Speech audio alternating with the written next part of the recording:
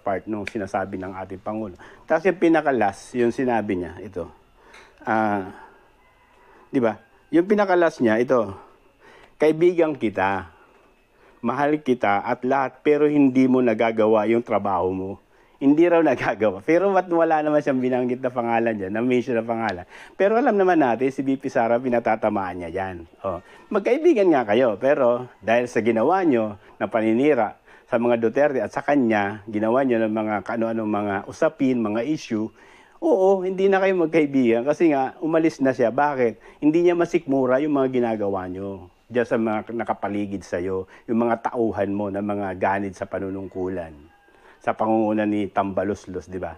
Kasi may ambisyon eh, di ba? Gustong maging pangulo sa susunod, kaya lahat gagawin para sirain lang ang VP Sara. Magkaibigan nga kayo, pero sa paniniwala ko at mga opinion ko, siya yung nagtatrabaho, hindi po ikaw. Kasi nakita naman namin yung pagtatrabaho ng Ale, di ba? Nagtatrabaho talaga eh, di ba? Kita namin yung mga ginagawa niya, pero kami, sa'yo po, wala kami minakita. Kaya nga sinasabi ko nga po eh, di ba? 3 taon. Kung mayroon kayong big project, ilatag nyo sa sambayan ng Pilipino. Kung may nagawa ko yung mga proyekto, hindi naman masama po yun eh. Kung mayroon talaga, wala talaga sa loob ng 3 taon. Ang ginawa nyo, party-party lang naman eh.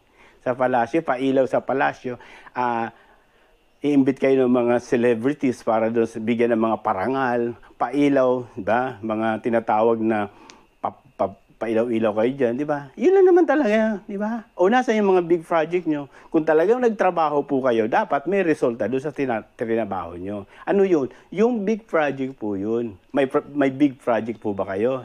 May ilalabas, may ipakikita sa sambayan ng Pilipino na ganito, ginawa ko yung malaking tulay. Malaki ito, may nagpagawa ko ng subway. Wala. Saan? Pakita nyo. Yun ang hinahanap namin.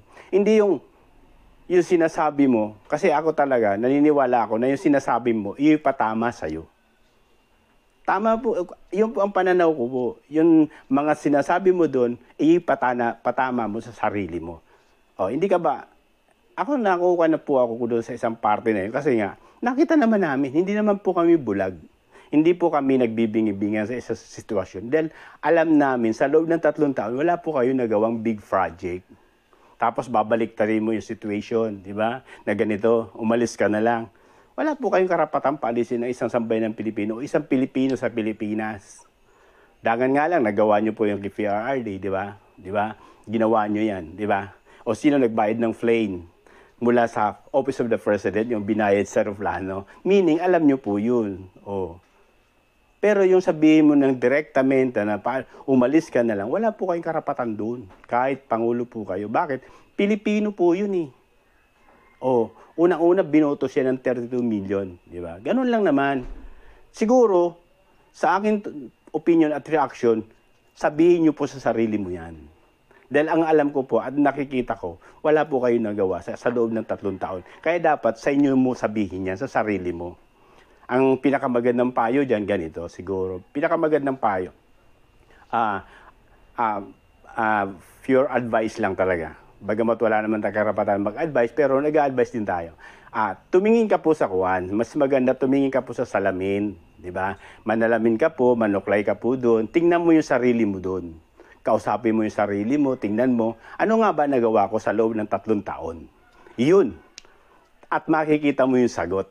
Nandun yung sagot doon sa mga tanong mo. Kasi nga, ikaw nakakaalam kung may nagawa ka o wala. Kaya nga sabi ko sa iyo, manalamin ka po.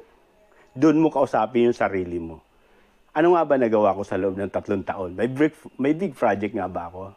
Di malalaman mo yung sagot doon sa kausap mo sa salamin. Di ba? Doon ka magtanong. Hindi yung ganun. Kasi nga, nagpapakuan kayo eh. Kung tawagin niya, pabiktim po kayo. Pabiktim ka po eh, naku mo ganito. Pero ang totoo, di ba? Yung mga Duterte ang dinurog nyo, di ba? Totoo naman yan.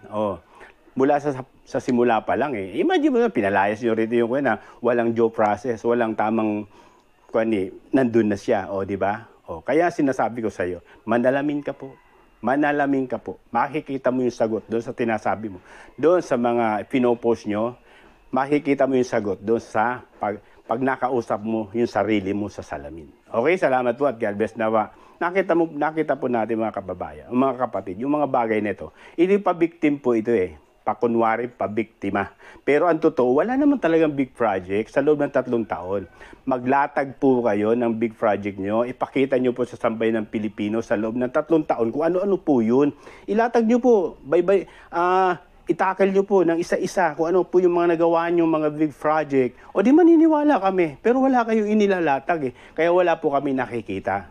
Salamat at God bless sa nakita natin. Basta ako lagi, sinasabi ko po mga kapatid.